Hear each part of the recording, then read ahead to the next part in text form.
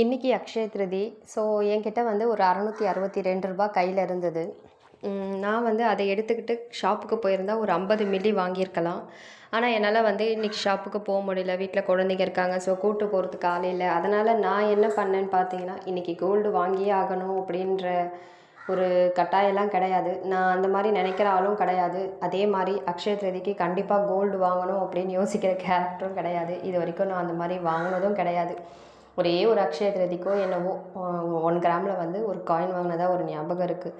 அதை தவிர்த்து நான் அக்ஷய திருதிக்கு இது வரைக்கும் எதுவுமே வாங்கினதில்லை.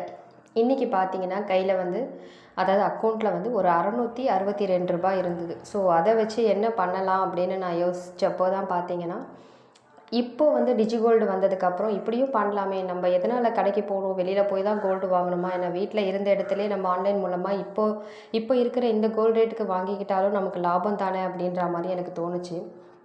ஸோ என்கிட்ட வந்து 2 ஆப் இருக்குது, போத்தீஸ் டிஜிகோல்டு, தங்கமயில் டிஜிகோல்டு. ஸோ இந்த ரூ. 662 இந்த ரெண்டுத்துலேயும் சரிக்கு சமமாக வந்து நான் பணம் அதான் கொடுத்துட்டு நம்ம கோல்டு வாங்கிக்கலாம் அப்படின்னு முடிவு பண்ணேன். ஸோ என்ன பண்ணுறேன், எப்படி போயிட்டு வாங்குறேன், அதை எப்படி பிரித்து போட்டு வாங்குறேன் அப்படின்ற வீடியோ தான் உங்கள்கிட்ட நான் ஷேர் பண்ணிக்க போகிறேன். முதல்ல நம்ம போத்தீஸ் டிஜிகோல்டுக்குள்ளே போய்க்கலாம்.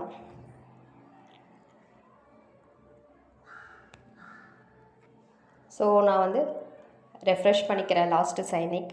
இப்போ பண்ணிவிட்டு பே நவுக்குள்ளே போயிட்டு முதல்ல வந்து நான் ரூ. 331 வந்து இதில் போட போகிறேன். ஏன்னா என்கிட்ட ரூ. 662 இருக்குது இல்லைங்களா.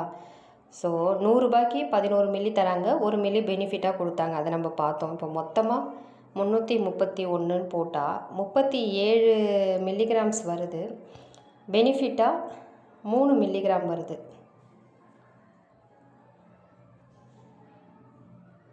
இப்போ என்ன பண்ணலான்னா, தனித்தனியாக பிரித்து போட்டு பார்க்கலாம். சரிங்களா, ஒரு நிமிஷம். 100 101நாலும் அதே மில்லி தான், 102நாலும் அதே மில்லி தான், 103நாலும் அதே மில்லி தான். ஸோ 104. இப்போ ரூ. 104 12 மில்லி, 1 மில்லி எக்ஸ்ட்ரா கிடைக்குது. பெனிஃபிட்டாக அதே 1 மில்லி தான். அதுக்கப்புறம் 105 போட்டாலும் அதே மில்லி தான், 106 போட்டாலும் அதே மில்லி தான், 107 போட்டாலும் அதே மில்லி தான், 108 போட்டாலும் அதே மில்லி தான், 109 போட்டாலும் அதே மில்லி தான். ஸோ அதுக்கு நம்ம 104 போட்டுக்கலாம். போட்டால் இந்த சில்லற அமௌண்ட்டில் நமக்கு சேவ் ஆகுது இல்லைங்களா. இந்த மாதிரி யோசித்து தான் நம்ம டிஜிகோல்டில் சேவ் பண்ணணும்னு சொல்லி நிறைய பேர் சொல்லிகிட்ருக்காங்க. நானுமே அதை தான் சொல்கிறேன். ஏன்னா நானுமே அந்த மாதிரியெல்லாம் தான் பண்ணேன். ஸோ நான் வந்து இந்த வீடியோ பார்த்துலாம் நான் பண்ணலை. நானாக காசு போட்டு இந்த மாதிரி டைப் பண்ணி பார்த்து அனுபவப்பட்டு யோசித்து உணர்ந்து பண்ண ஆரம்பித்தது தான். ஸோ இப்போ வந்து ரூ. 104 12 மில்லி கிடைக்கிது. 1 மில்லி வந்து நம்ம பெனிஃபிட்டாக கிடைக்கிது. இதே மாதிரி நம்ம 3 வாட்டி போட்டோம் அப்படின்னா எவ்வளோ வரும், அது ஒரு 300 308 312 கிட்ட தான் நம்ம பே பண்ணுவோம். ஸோ பெனிஃபிட்டாக கிடைக்கிற மில்லி வந்து 3 மில்லிகிராம்ஸ் நம்ம அக்கௌண்ட்டில் கிடச்சிரும். எக்ஸஸாக நமக்கு கொஞ்சம் சில்லற அமௌண்ட்டும் சேவ் ஆகுது அதில். இன்னொரு விஷயம் என்னென்னு பார்த்தீங்கன்னா, இப்போது 331 மில்லிக்கு 37 மில்லிகிராம்ஸ் நமக்கு கிடைச்சிது இல்லைங்களா. இதுக்கு எவ்வளோ கிடைக்கும், நம்ம வந்து ஒரு ரூ. 318 கிட்டேயோ தான் பார்த்திங்கன்னா நம்ம கட்டியிருப்போம். பட் நமக்கு எவ்வளோ கிடைக்கும் அப்படின்னு பார்த்தீங்கன்னா 36 மில்லிகிராம்ஸ் கிடைக்கிது. ஸோ மொத்தமாக ரூ. 331 போட்டால் 37 மில்லிகிராம்ஸ் கிடைக்கிது. நம்ம இந்த மாதிரி பிரித்து போட்டால் 36 மில்லிகிராம்ஸ் கிடைக்கிது. ஆனால் அமௌண்ட்டு பார்த்திங்கன்னா அதே ரூ. 331 கண்டிப்பாக வராது. ரூ. 331 போட்டால் 37 மில்லிகிராம்ஸ், அதாவது ஒன் டைம் பேமெண்ட்டாக அப்படியே போட்டால் 37 மில்லிகிராம்ஸ். நம்ம இந்த மாதிரி ரூ. 104 3 வாட்டி போட்டோம் அப்படின்னா நமக்கு 36 மில்லி கிடைக்கிது. ஆனால் அமௌண்ட்டு எவ்வளோ நம்ம சேவ் பண்ணுறோன்னு பார்த்தீங்கன்னா, ஒரு நிமிஷம் இருங்க.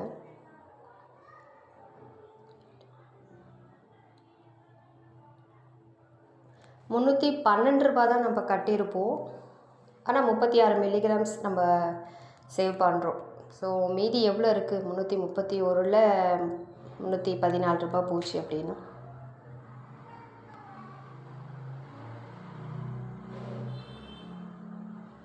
சரி, ஓகே. இது கரெக்டாக கணக்கு பண்ணி நான் வந்து வீடியோவை டிலே பண்ண விரும்பலை. ஸோ நீங்களே இதில் பாருங்கள். கண்டிப்பாக சில்லற அமௌண்ட் வந்து நமக்கு ஒரு 15-20 கிட்ட வந்து நமக்கு சேவ் ஆகுது. அதை உங்களால் கண்டிப்பாக உணர முடியும்.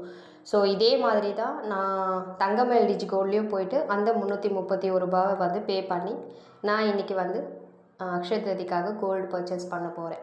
ஸோ நீங்களுமே உங்களால் முடிஞ்சதை வீட்டில் இருந்துக்கிட்டே ஒரு ரூ. 100 நீங்கள் கோல்டு வாங்கணும் அப்படின்னு ஆசைப்பட்றீங்கன்னா ஒரு ரூ. 100 இன்றைக்கி ஏதாவது ஒரு டிஜிகோல்டில் பே பண்ணி நீங்களும் ஒரு ரூ. 100 ஒரு கோல்டு வாங்கிக்கோங்க. சரிங்களா? 12 மில்லிகிராம்ஸாக இருந்தாலும் அது கோல்டு தான். கோல்டு இல்லைன்னு சொல்ல முடியாது. அதுக்கும் ஒரு மதிப்பு இருக்குது.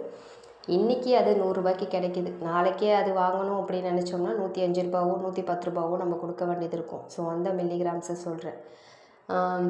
வாங்க முடியலன்னா ஒன்றும் பிரச்சனை இல்லை, ஒன்றுமே தப்பு இல்லை. ஸோ நீங்கள் எல்லோரும் சொல்கிற மாதிரி மஞ்சளோ இல்லை உப்போ அந்த மாதிரி எது நீங்கள் வாங்கினா நல்லது அப்படின்னு உங்கள் மனசுக்கு தோணுதோ அதை வாங்குங்க. இல்லை யாருக்காவது எதாவது செய்யணும்னு நினச்சிங்கன்னா அதையும் செய்யுங்க. ஸோ எல்லாத்துக்குமே வந்து மனசு தான் காரணம். யாரால் எது முடியுதோ அதை செய்வோம். யாருக்கு எது பிடிச்சிருக்கோ அதையும் செய்வோம். சரிங்களா?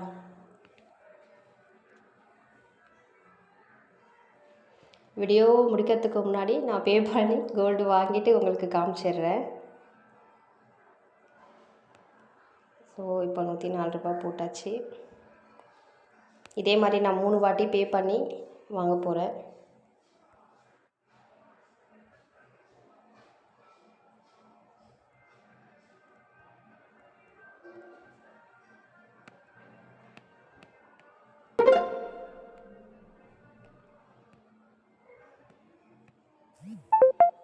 ஸோ இதே மெத்தடை தான் இன்னும் 2 வாட்டியும் நான் ட்ரை பண்ணணும். அடுத்து தங்கமா இல்லையோ பார்த்தீங்கன்னா இதே மெத்தடில் தான் நான் இன்றைக்கி பர்ச்சேஸ் பண்ண போகிறேன். So thank you.